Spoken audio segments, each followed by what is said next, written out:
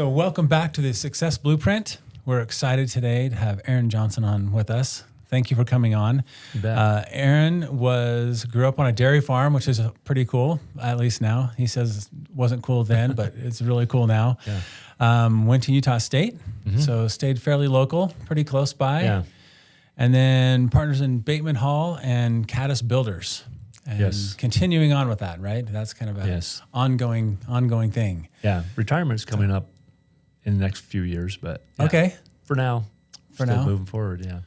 That's awesome. Well, thanks, first of all, for coming on. Appreciate you taking the time to be here. We really appreciate it. First of all, let's go back a little bit. Where, kind of what got you into, maybe start with what got you into building, and you can start back as far as you want to go. Sure. Well, almost from the beginning, my dad bought the farm, literally, Okay. right when I was just a brand new baby. So I had lived there all my youth. He was raised on a farm in Victor, Idaho. Okay. And he was a school teacher, industrial arts. He was also a master carpenter and did a lot of carpentry work, building custom homes and that to make ends meet from the dairy farm. Of course, we naturally just got into construction when we weren't milking cows. Okay. I wish I'd have paid more attention then. Yeah. You know, I could have learned a lot more than I'd learned, but I was just... That's always the case as you're a kid, right? wasn't paying attention really, and he said, put this together, and we did. I didn't understand like the comprehensive oversight of it, and but we learned construction skills, framing and hardware and whatever else, drywall. Yeah. When we were growing up, and didn't really think I was going to make a career of it by any means. Numbers kind of math was easy for me. Okay. Language and English and those things weren't. So I figured, well, I'm probably going to gravitate to something that is numbers. Yeah. You know, as the farm got more sophisticated in the industry to where we're doing, database work. At that time, computers were just... That was just pretty new, on. yeah. A lot of it was on paper, but then we started to gravitate. My dad was always a forward thinker. Okay. Wanted to keep progressing with industry and technology. So I don't think you always see that in that industry, right? I mean, I think a lot of times people just kind of keep doing things the way they've always done them. So that's pretty cool that he was. Yeah, a lot of the neighbors and that were kind of that way, which is we'll just keep doing it the same way we did till we died. Yeah. My dad was always innovative, looking for ways to improve in the industry. And for a small dairy, relatively, we had 250 cows that we milked. Good size in that area, but small in relation to what we're at now. And so you wouldn't have seen that back then as something that a relatively small family dairy would do, but he recognized the importance of improving and competing. And so, of course, I enjoyed that nature of it, organization and the numbers and database stuff, very rudimentary, of course. Didn't necessarily care about the milking the cows part. My primary job was basically cutting hay. We rented a lot of land around us, to feed the cows. And so that was my primary job, including changing the water night and day. Most of the land we ran was flood irrigated, so we had to change the water. And that was my own little world. Pretty happy. Didn't get to do a lot of sports, only because the demands of the dairy. We certainly didn't get to travel. I can only remember one overnight trip we ever took when I was young, just because we had to be there for the cows. So not really resentful of that, but more of afterwards, like, wow, there's a lot of places to see. It's like, wow. But we went on the day trips and enjoyed it. Anyway, we stayed involved in construction. He built 3 homes a year. Mostly custom, a lot of remodel work, and then there's a lot of work to be done on the farm with, building new sheds and that. Yeah, that's never ending. So again, my skill level was pretty minimal in there, other than understanding the business part of it. Probably understood that a little bit more. And then graduated from high school and went on an LDS church mission to Japan. Okay. After that, enrolled at Ricks College at the time, now BYU Idaho. Okay. Didn't really know what I was planning on for sure, other than just everybody went to school, so I did. But I played high school golf and then really enjoyed the golf business, the business part of it too, and met with the head pro at the time at the Idaho Falls Country Club. He said, you ought to take a few business classes that'll really help you. You know, nowadays it's a 4-year degree type of thing to be a head club professional. Okay. And so I added a couple of accounting classes, and I've just fell in love. Which was easy for you. Yeah, it kind of was, and I just fell in love with it. I had great professors, and just fell in love with it. And thought, well, maybe I'll put this golfing thing a little bit on hold and continue on, pursue that degree. Which I did. I played college golf at Utah State, transferred to Utah State. Nice. And started working in various jobs that were in bookkeeping and that. Okay. And started to enjoy that so much more that I, again, kind of didn't pursue the pathway to get to a club professional. Yeah. In the pathway I was going. And then went to work at Sacramento as a bank examiner for the FDIC. Bank exam. That sounds terrible to me. It kind of was. It was kind of terrible. I started out with the FCA, Farm Credit Administration, because had some knowledge of agricultural. Yeah. And then switched over to FDIC in Sacramento, and Okay. very quickly learned that was not for me. Okay. I remember getting excited.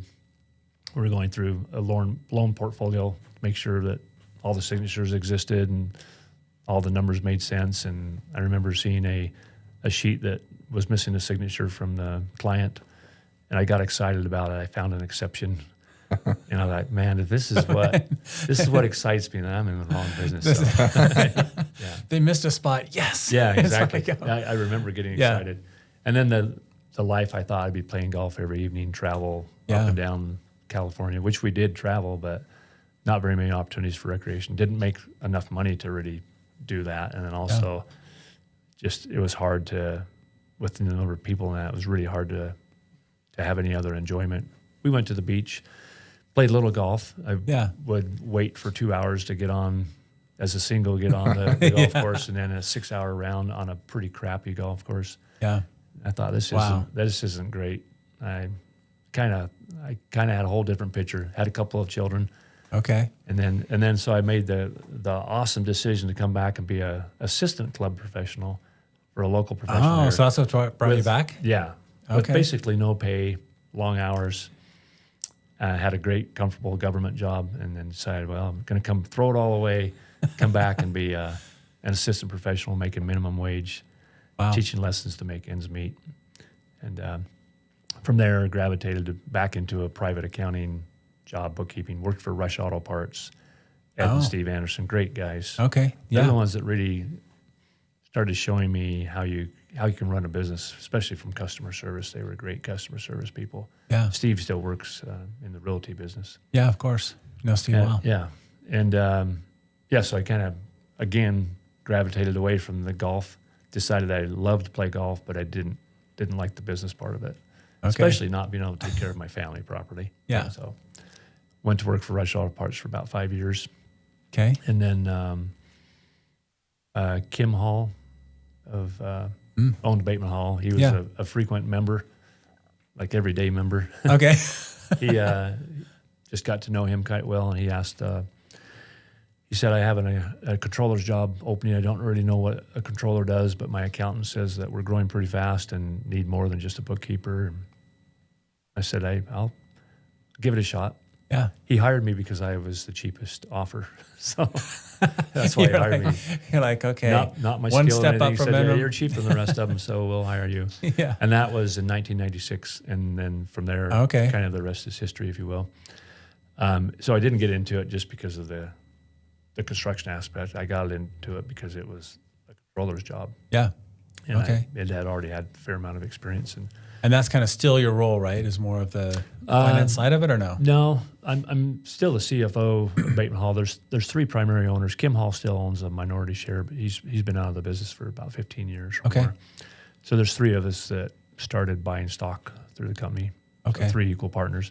My official role was CFO, just because of the financial side, but that also included the administration of that. And we have a president, Shay Moon, and a CEO, Mike Clements. They were more on the operations side. Okay.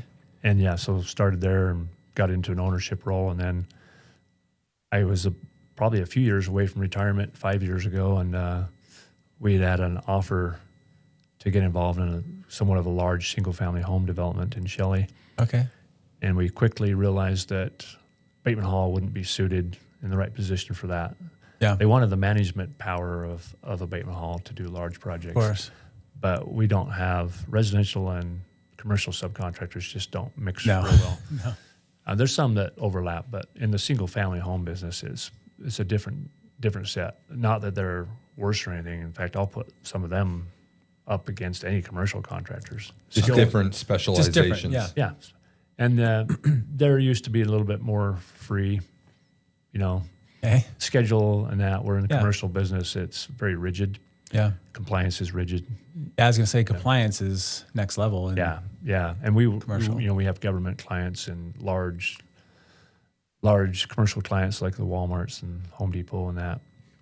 And subcontractors in the residential world just don't. First of all, they're generally not sized enough, but also just don't want to deal with the additional red tape, if you will. So we very quickly saw that we wouldn't be competitive in that business using subcontractors we use and also some of the styles we use. Yeah. It's pretty hard hitting. Walmart doesn't accept excuses, and there's penalties if you don't finish. And Wow. so kind of hard driving mentality, which doesn't sometimes go well with a smaller residential sub who's not used to being driven like that. So we decided we'd create a new company, a completely separate company, separate employees, separate management, but similar ownership was really the only similarity we had. So the three of us, I guess I kind of got elected since I had the business experience and that to be able to start the business portion of it. And with their skills in the actual production side, we had a pretty good team. Okay. So we literally moved to a different office that I'm in. Oh, They're wow. still at Bateman Hall. We're still equal owners of both companies, but we do have very different roles. I'm not involved at all in the day-to-day business at Bateman Hall. Okay. I still do business development. So that my role kind of morphed into a business development role because we had this one client, but we knew we needed to expand additional opportunities. So that's where Catis was born, right? Yeah. Okay. Yep. So we started Catis. We added a fourth partner, Tanya Cromwell. She does home design. Okay. And been involved in construction a lot, last 25, 30 years. So we brought her on as partner to give us that connection, and she knows a lot of subcontractors and clients. Yeah. Doing design. She was very, very valuable to kind of teach us the way of this is the residential world. So we brought a lot of our skills and procedures and that from the Bateman Hall commercial world, which I think has enhanced our ability to run larger residential projects. Okay. Like large apartment buildings and developments.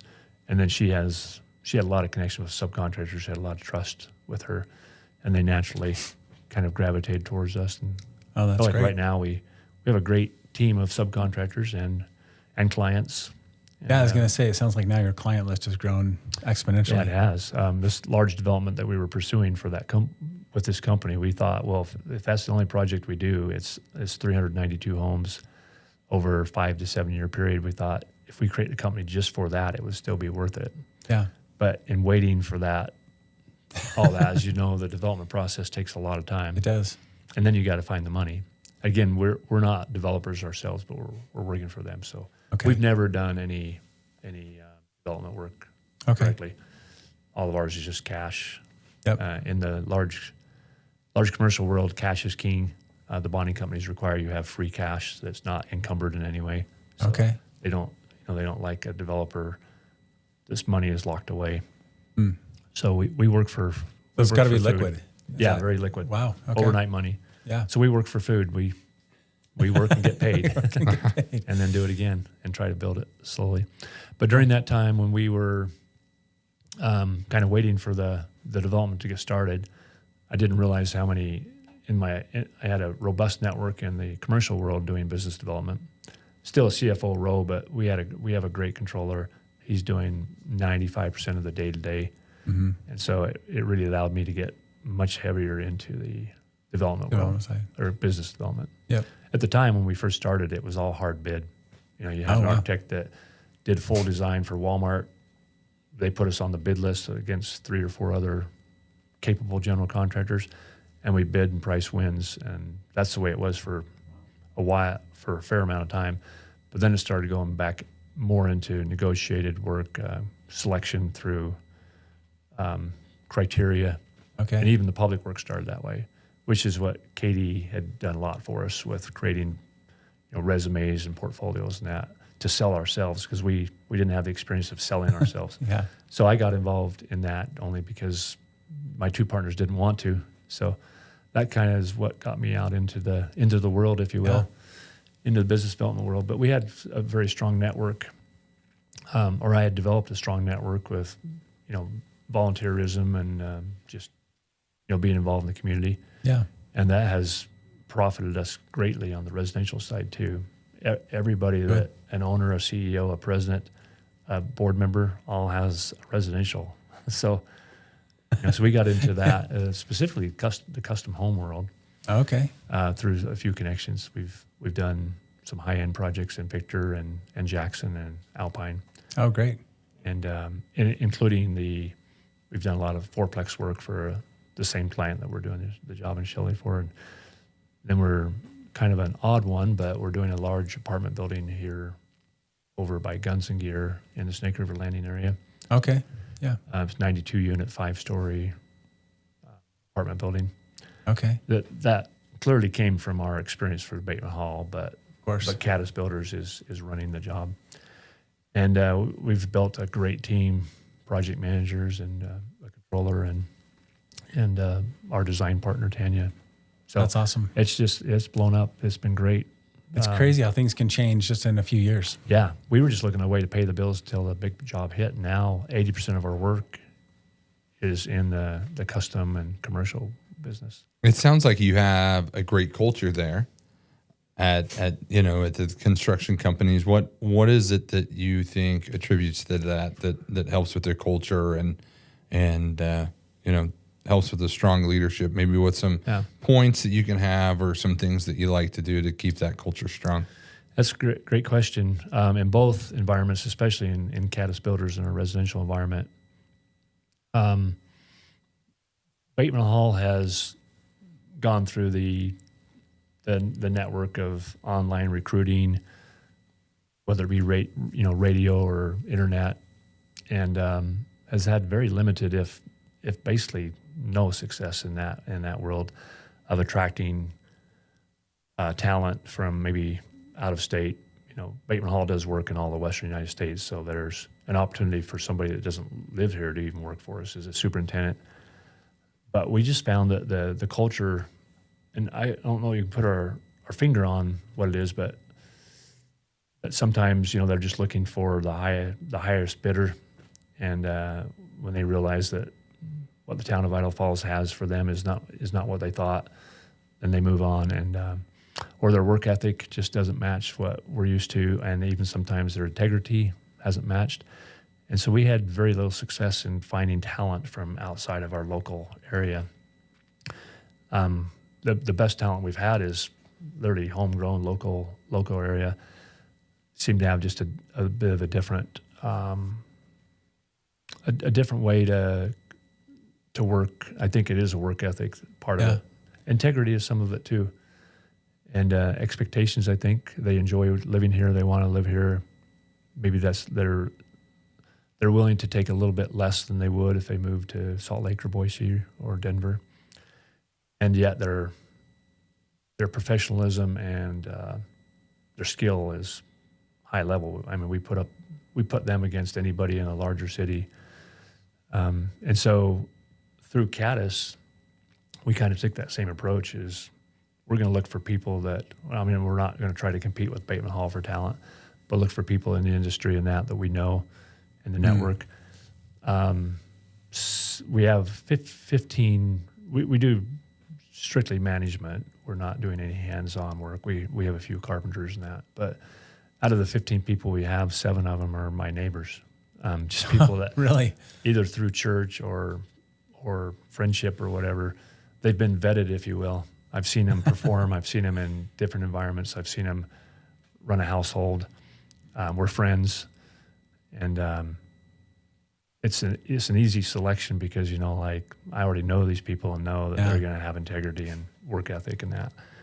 And that's interesting. It's worked quite well. That's a good perspective to have. I think most people, when you're bringing somebody onto a team, you don't. You just know kind of what they want you to see, their resume, and then the few times maybe you interview them. And so, but to see the whole person, it's a totally different aspect. It is. There's a risk to that. And we've had some downsides is how do you break up with a... That's what I was going to say. There's the saying, don't hire who you can't fire. Right. And so that's what I was going to ask you is there a time that maybe one slip past that, how do you, at the end of the day, shake hands and part as friends? How do you keep that relationship good? Yeah. We've had a couple specific that I can think of that have been tough family friends that haven't worked out. I don't know whether it's through just good luck or something that we knew how to take care of, but we're still friends. Right. It hasn't at all compromised our relationship. I think it's a mutual agreement that, this isn't just working out for us. In my role as business development, I can't burn bridges. Right. Can't burn any bridges. Even with somebody we don't want to work for ever more, it's not my job to burn that bridge. On the production side with my partners, their job is to get it done on time, on budget. There can be a lot more force on that side, but me personally, you burn a bridge and then that can reciprocate to other areas, and pretty soon your name is not. You're known. Your reputation's kind of hurt. Yeah. And we do the same way with our friendship. This is an interesting philosophy, but I don't like the word family being used inside our company. Yeah, we feel like a family. We spend more time with our employees. You hear that a lot. Yeah, we spend more time with our employees than a lot of times we do with our spouse or our children during our career. But just like you said, how do you fire a family member? So if we had to let somebody go, you would never fire your spouse, or at least I guess you could divorce them, but you would never fire your children, right? I mean, you're always going to be there for them no matter how many mistakes they make. I don't want to ever say I have to fire a family member at work. So we're great friends. We have great bonding and all that, but we stop short of saying, we're family here, because sometimes somebody may have to be let go, and I don't want to think of it as I had to fire a family member. Yeah. It seems disingenuous. I have a coach, and that's what he said, the same thing. And he's like, all families are a little dysfunctional, and all families have a little bit of issues. But like what you said, he's like, you can't, no matter how the dysfunction, like your family, so it keeps you together, right? But he's like, work is different. You can be a strong team, you can be a strong bond, but no families. He's like, because when people come in, he's like, sometimes it allows a different mentality of acting a certain way, especially we don't know how everybody acts in their own families, And so, anyway, that's interesting that you said that, because I didn't know how that goes over. A lot of companies say that, but it kind of always made me uncomfortable, because if that's the case, I have fired a few family members, and it just doesn't feel good.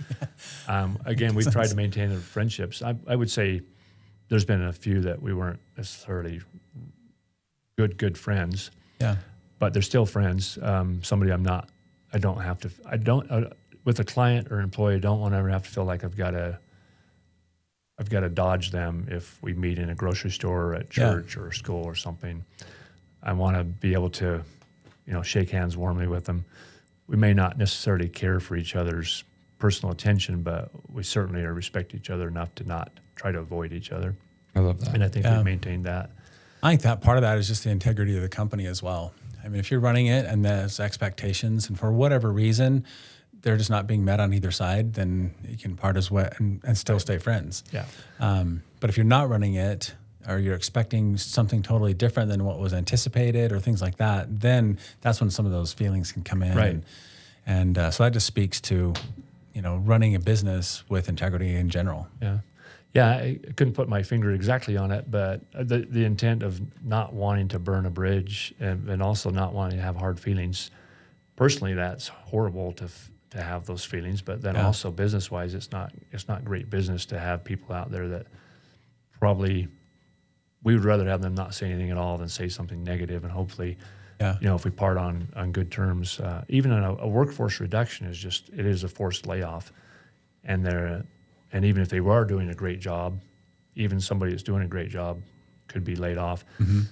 That's almost tougher because they've done nothing wrong. Yeah. But somebody that's not working out, usually it's kind of apparent before that happens that we wouldn't want it to be a shock to them, like, wow, I had no idea. There would be the like, yeah, I didn't feel like this was working out, so it's just a matter of it's time to part ways. Yeah, that makes sense. So transitioning or going to Bateman Hall, what were the biggest things you had to learn, or what have you seen? What has made you successful? I mean, you've been there for a while. So you said late 90s, right? 96 is when I started. 96. Yeah. So you've been years, there 30 years this a little bit summer. of time, Yeah. and obviously done very well in that. So what would you contribute that? I mean, consistency, is it, what is it that you think would be, why you're still there and still doing still thriving in that? Yeah. I wouldn't credit us specifically other than we've stayed the course. Our original owners, Kim Hall, who's still alive, and Dan Moon was his partner, who's passed away a few years ago. Their philosophy was we do construction. We're not going to get caught up into any high risk type of activity like investing into futures or using money for other purposes. We're construction first, and so our money is going to be used specifically for construction. And they had a very conservative value on how they ran their personal life. You have a little success, the first thing you want to do is go build a beautiful big house, have luxury vehicles and all that. And that came, but for many years they survived on just making sure the company was looked after before they looked after themselves. And we have that same philosophy as, even though it may not be in our best interest as a person or the best interest of a specific employee, we do what's best for the company. The company is who we serve. The company, they're like our baby, if you will. And the company comes first, because without the company successful, then none of the other stuff is going to work. So we've had to put some of our personal egos aside and admit that I don't like it personally, but it is what's best for the company. Yeah. And the employees that have succeeded to have that same mentality is, yeah, I want mine, but I can get mine if the company's successful. So rising tide floats all boats. And so we've used that. And then the conservatism, none of us live in a great, beautiful, large home. Maybe now we could afford to start pursuing those kind of things, but we've always been under the knowledge that this year looks great, but just wait. We're gonna have cyclical. So the farmer that puts their money away for the bad years is going to survive. The farmer that goes and blows all their money when they have a good crop year, when the bad times come, they're borrowing money and you start to go into debt, and pretty soon it's kind of a spiral. So we've stayed out of debt, and the philosophy that the company always comes first. So I like that, especially because, my dad would always tell me about, you got to prepare for the reversals, right? So when it's high, you got to expect that it's going to be low too. And that's the average, right? The high pays for the lows. Right. So how did somebody come up with that and share it with the team, or was that just a mutual way that you guys were going to run that? I don't know. I mean, there was a couple of threshold moments in my career that kind of instilled that in me, but really it was just expected. The way Kim and Dan ran the business was that way, and we saw them being successful. The Dave Ramsey way is live like no other, so later you can live like no other. And I'm still waiting for them to live like no other. Well, Dan's passed away, but Kim, he thrives on playing golf. He has a modest home in Arizona, and he doesn't travel a lot. He doesn't have grandiose toys, and he just loves to play golf. So he still lives on a modest lifestyle, if you will, relatively to what his peers would be. And so it was just basically expected. The vehicles we had to run, we were driving Chevy S10s and Ford Ranger pickups for years. And we would get kidded a lot by a client and say, don't you guys have enough money to buy a nice pickup? But it also is like, man, we see they see us being frugal, and they think that, these guys understand, because when the hard times are hitting, these guys are going to still be around. And that sure was. Twice we've gone through that big. Yeah. 2008, we went through that very heavily. All those jobs we had were just dropping like flies. The bidding board. We had a robust bidding board with Walmart, Home Depot, Lowe's, Smith's, Food King, all the clients that we've had in the commercial world, just ripe for the bidding. Right. And then slowly in 2008, the summer, they just started to drop off. They started canceling until literally the board was gone in 2 months, nothing. Wow. And so at that point in time, we could have been riding high and spending that good profit. And we said it's gonna reverse. Yeah, we didn't expect that. But it's hard. It's you get that energy and euphoria of success, and you think, we're gonna ride this forever. Yeah, right. And then when it doesn't happen, if the money's not there, you're not gonna be able to survive. So we went into survival mode during that time. Had some really good clients. Melaleuca, Frank Vandersloot is not a dumb man. He said, this is a good time for me to pull my trigger on my corporate office. We were there available, had the financial ability to pull that off. He certainly got a great price. Rigby High School passed their bond during that time. And, there was, the bidders were bidding low to try to stay in business. Yeah. And so they took advantage of that. But those two jobs specifically got us through several years worth of pretty low revenue options. That's amazing. That seems to be a common theme, though. We had an NFL player on a little while ago on Zoom, and he had gotten a $3.5 million contract, and annually, and he was living off $60,000 and investing the rest. Yeah, and that's so unusual in any world, and that's why it's so unique that people are willing to do that and are able to do that. But it really doesn't change your happiness.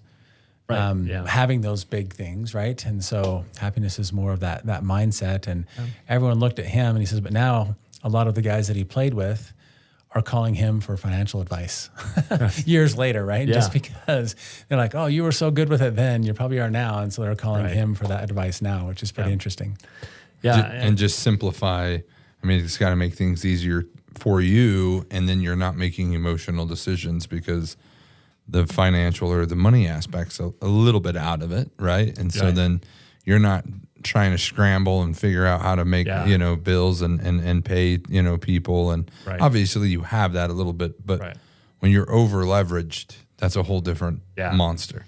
We have some clients that are over leveraged, and I don't know how they can sleep. I would worry myself sick in that position that they're in, where they're one step away from failure. Yeah. Because they're so over leveraged. If something goes wrong, then the spiral starts. We've been in position personally and business wise where things have gotten really lean, and we know we got to be really careful what we're doing, and we got a thin line there, and it doesn't feel good at all. Yeah. So I remember those feelings, like when we decided to make decisions like this looks like an opportunity of a lifetime. Let's pursue it. What's the downside? And then I started to get that little hinge of a gut that says, be careful, and listen to it, because I don't want to feel that way. It's a horrible feeling to have. So I think that's what kind of keeps us in check too, is we know how that's felt, and we certainly don't want that. Other people seem to just thrive on that. I guess it's just their life. I don't know. But I couldn't survive in that environment. So yeah, that just adds a different level of stress that affects every aspect of your life. It's going to affect relationships. It's going to affect every aspect. Right. Yeah. So we have that knowledge, like, I'm always thinking that literally every day of the decisions I'm making, are they decisions that literally could ruin our business? So we're going to stay away from those decisions. The other decisions, are they going to make my personal health and anxiety rise or fall? Luckily we are successful enough where I have the ability to say no, because it just makes me uncomfortable. Some may have to pursue that because they have to keep going. We can say to keep no. it going, they have to do it. And being able to say no is a huge luxury, I guess. And it gives us a sense of freedom when we can say no and we don't have to put ourselves in where the risk is too much.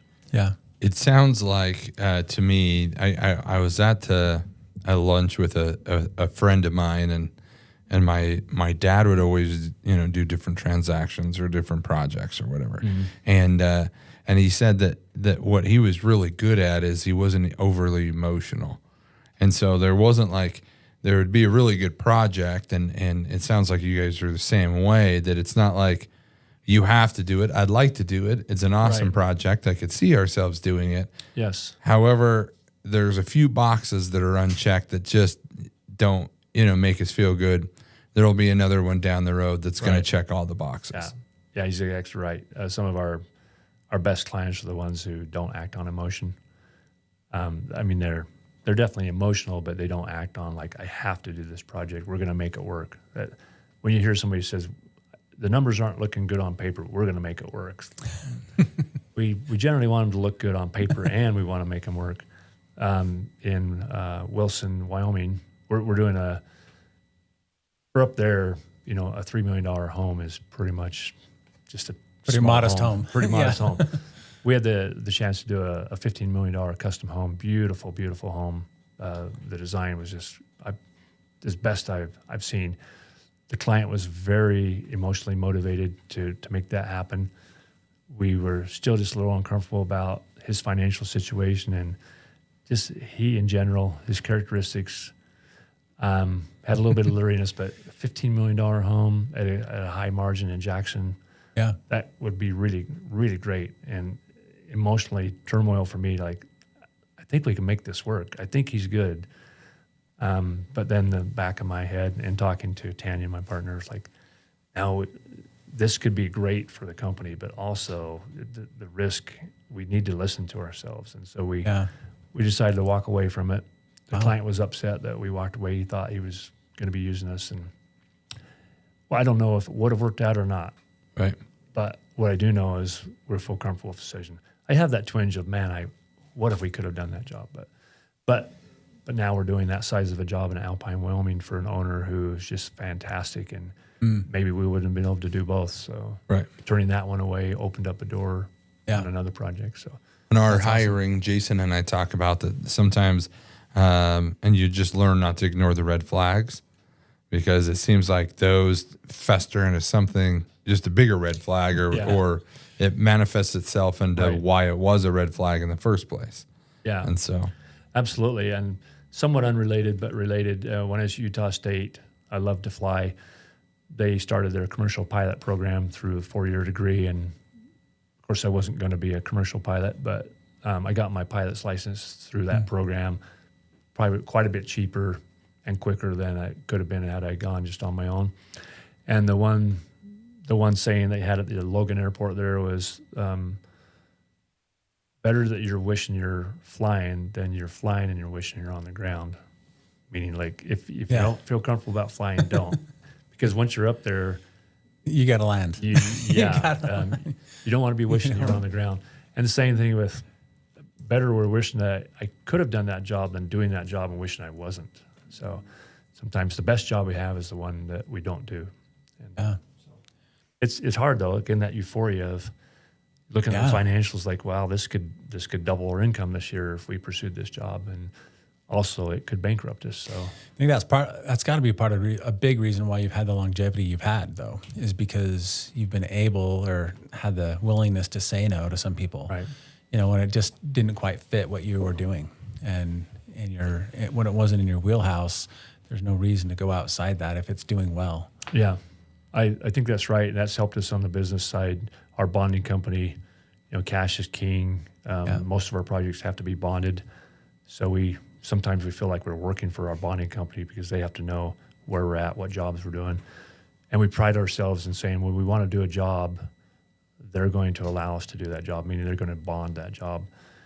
And we've never had them turn us down. And they've told us, like, well, we trust that you guys aren't going to put us in a position where we have to say no. Because we're going to make wise decisions. We're not going to go into an unrelated segment of the industry that we're not proven in, and put us and the bonding company in exposure. So we want to say no without having to have somebody else tell us no. So. Yeah.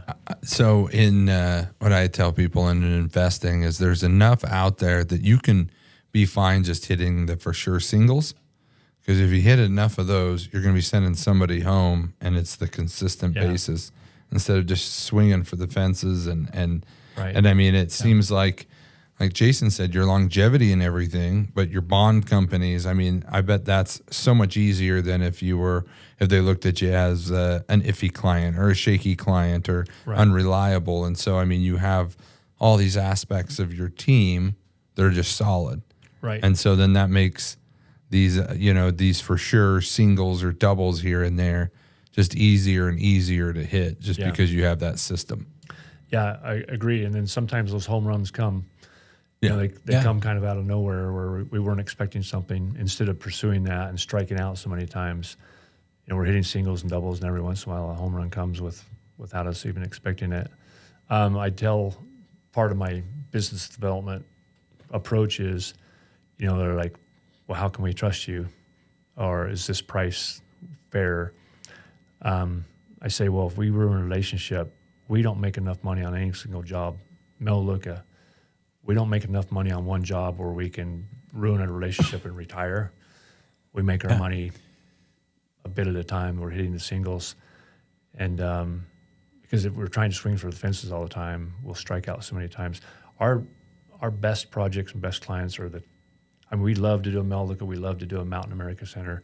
Those are awesome, highly visible public jobs. But our bread and butter is the $1 million to $3 million small commercial, educational, in this case now residential. That's where the bills are getting paid. Yeah. That's where our employees are getting more skill. And then every once in a while the home run comes around. But we're not just pursuing that and getting ourselves into trouble. We're milking cows. You don't get rich milking cows. Sometimes maybe you don't even break even milking cows. But just that consistency over and over and over, it builds that wealth. And again, when those home runs do come, we're in a position where we can take advantage of them, and then we can build wealth quite quickly. But we're not looking for it on a day-to-day basis. So looking back over, your career and doing what you're doing, two things. Maybe what is something that you tell your younger self? That's kind of always the cheesy one, but I think it's always good. And then what is maybe something that you're most proud about that you've been able to accomplish? I think, I've got 11 children, 5 of which are still home. So we've got college kids and they've got grandkids, and they're always looking for advice. Actually, they don't. But I'm always willing. You're always willing to give it. I'm always willing to give my advice, and so I guess I'd tell them, as if they were my younger self, is enjoy where you're at right now. We have a 16-year-old right now that she's kind of pushing a little bit, and she said, "Dad, I just want to be independent. I want to not have to rely on you guys." And then I could list all the things that she needs to rely on. Right. Car insurance, gas, school, and then just be okay where you're at. I think don't be looking so far ahead. Enjoy yourself where you're at. Yeah, and then I guess this is strange. There's two philosophies I kind of go by. One is just kind of humorous, but I'm the head worrier. That's what my unofficial title is at work, is the head worrier. I worry a ton, but the difference is I'm not just worried and not doing anything about it. I say we worry it to work, meaning we're going to put in hard work and we're going to worry about it. But without the hard work, the worry is harmful. But it's okay to have a healthy dose of worry, if you will, as long as you're putting in the hard work to do that too. You're using that as a driver, essentially. Yeah. Every project we have, I worry about it every day. But that motivates me to act. And to get stuff done. To me, it's a healthy worry. I'm not just worried there's nothing to do about it, so I'm going to curl up in bed. It's we're worried about it, so let's take some action about it. And the client sees the urgency that we have all the time. It's I think my project is in good hands. And then the other one is, I labeled it wisdom of an idiot, which is basically like what we're doing here. And I don't take this wrong, but I waste a lot of time. In the business development world, that's healthy though. My partners can't afford to waste time just doing whatever. But I could take a great individual that's successful in business, and we could go to lunch or whatever, and we could waste time talking about nothing specific. Yeah. Some people might say, well, you're wasting your time get to do so. And over that, it happens over and over and over again. When you're in discussion and you start to gravitate towards a topic, and then all of a sudden it's like a light bulb turns on. It's like, I think we might have something here. We didn't come for a specific purpose. It just kind of appears. And a lot of our greatest ideas in that are just coming from wasting time, talking to another great individual. So we've talked a lot about being bored with, scrolling and everything else that everyone has. No one's bored anymore, but that's where ideas come from. Right. Is almost being to that boredom state. Yeah. So. Yeah, and you have great friendship. And even if nothing comes out of it, it's like, well, that was great to meet that friend. But other times you come out with something fantastic. When you say that, when you say that sometimes it comes out with nothing, I think about that, and I'm like, you always come out with something small. That's true. Yeah. Like when you leave, you'll be like, man, Aaron knows a lot about this, and this, and this, and so down the road, if I have questions about those items, he'll either know or he's going to know somebody who knows. Right. And so that's what it is. I love that approach that you have, because then you're always networking, you're always building that network. And then, you just have this spider web of people that, when you think of an issue or maybe a loved one or a friend or somebody that you work with has an issue, you can be like, I don't know that, but let me put you in touch with this person. You're exactly right. When I retire, which will be in a short time, I'm going to be doing practically full-time business development. I won't be going into the office day-to-day and not running the day-to-day operations. But I've built a great network. Katie's part of that network. The network is out there. I don't want to just drop that, because some of that network is personal friendship and that I wouldn't want to drop anyway. But then the business side of it generally comes naturally. As an example, it's been about 12 years ago, there was a networking group. It's a great networking group. We had a lot of good peers involved with it. I was sold on it because there was two specific people in that networking group that I wanted to have as clients. That one was a developer, and one was I don't know what you call him exactly, but a great businessman, and knew that getting to know that person would be to my huge benefit. It ended up that he did a lot of development too. Neither one of those clients we've never worked for either one of them.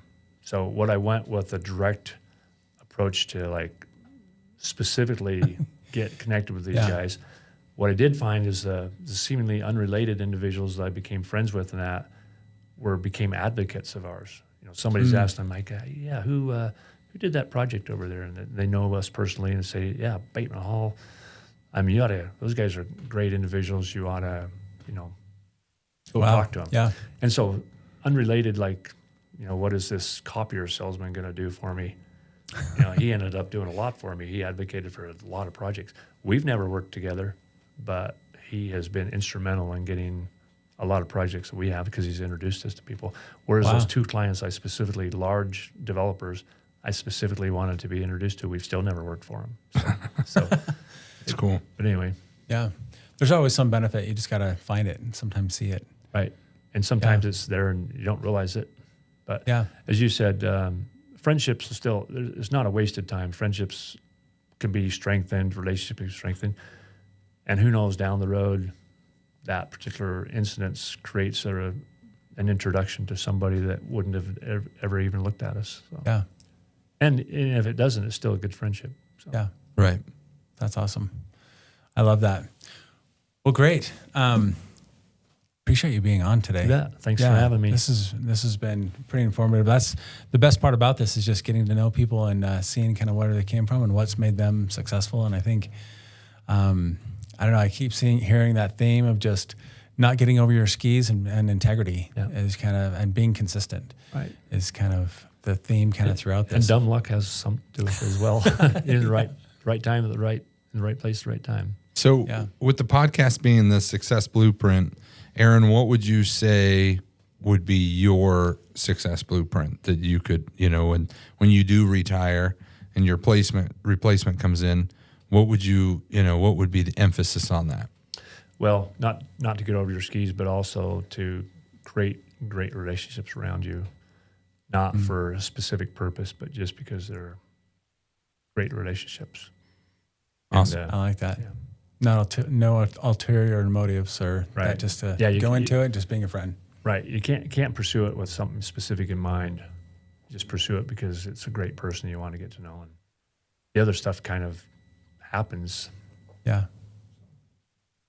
That's awesome. Well, thank you. You I bet. appreciate you coming in, and Bateman Hall and Catis Builders. So I appreciate you coming in on that, and obviously you want to reach out, and we'll have links to both those companies on this podcast. So Sure. Thanks for coming That's in. Great. Thank you. Thanks for having me.